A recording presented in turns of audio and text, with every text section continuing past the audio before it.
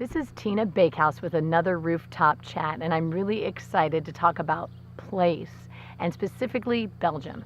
We have our cousin Andre here, and he is going to talk to us a little bit about the European Union and his travels. He's traveled all 28 countries in the continent of Europe. So I'll start, Andre, with asking you to share just a little bit, give a layperson's terms of what is the European Union?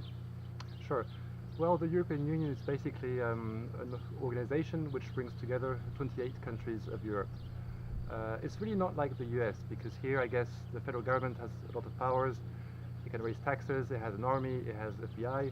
Well, the EU doesn't have any of that. I guess that in some areas the EU has a lot of powers, like in trade. So when the US wants to negotiate a trade agreement with us, it has to talk to the EU, not to France, not to Germany, not to Spain. But then in other fields, the EU has no powers. For instance, in the field of education, it's really up to each country to decide how to organize its schools and how to organize its universities. And there, the role of the EU is much more limited. I guess they just try to support what member states do. For instance, we have a program which helps students to study in other countries than their own. Now, how did we get here? I guess, well, the EU was created after the Second World War, for two reasons. After the First World War and the Second World War, people felt that by bringing countries and people closer together, it would reduce the risk of another conflict. And the second reason was that after the Second World War, the European economy was destroyed, and that the EU was about making it possible for companies to make business across Europe. So imagine you're a small business in a small country like Belgium. Well, you're able to sell your products in a market of 500 million consumers. And finally, I think the EU is about helping countries to transition from dictatorship to democracy. That was the case in the 70s and the 80s when Spain and Portugal and Greece became democratic and were able to join the EU. And that was the case in the 90s when the countries which used to be communist were able to join the EU and become more democratic. So, with all those travels that you've done, you've been able to see 28, all the countries in Europe. What is something interesting that you've noticed through your travels?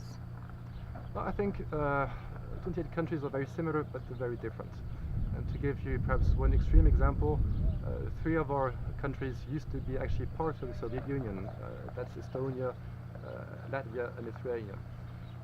And in a way, these countries are very modern.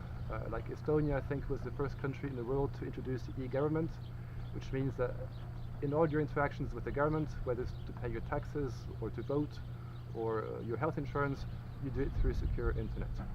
Or Lithuania, for instance, has the fastest Wi-Fi in the world after Singapore. So in that sense, these countries who one generation ago only were part of the Soviet Union now are very modern. But at the same time, they've been able to keep and in fact to strengthen the national traditions. For instance, in three of these countries, Estonia, Latvia, and Lithuania, there is a tradition of song festivals. And basically you have stadiums which were built for that purpose, where you have 20,000, maybe 30,000 people who come together and sing traditional songs. Well, that is really helpful information. I do appreciate you sharing that with us today, Andre. And this has been another Rooftop Chat with Tina B, where it's all about people, places, and possibilities.